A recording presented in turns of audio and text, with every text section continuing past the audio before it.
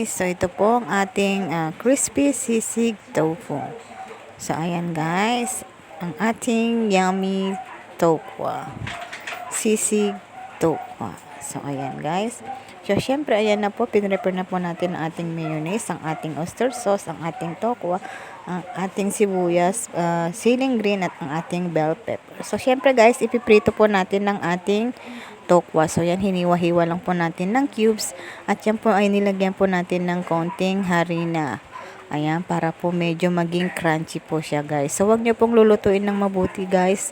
So kailangan is medyo golden brown lang siya. Kasi pag na-overcook yan guys, is matigas po ang ating tokwa. So ayan guys, so paluto na rin ang ating pangalawang batch na tokwa. So ayan guys, is habang niluluto po natin yan, is nag-prepare na rin po tayo dyan ng ating sauce. So nilagay na po natin ng ating mayonnaise, ang ating oyster sauce, ang ating reno, at ang ating calamansi. So nilagyan po natin ng pepper at nilagyan po natin ng konting salt. So i-mix-mix lang po natin guys. So yan po kasi ang ating gagawing sauce niyan guys. Ayan, syempre naggisa po tayo ng butter.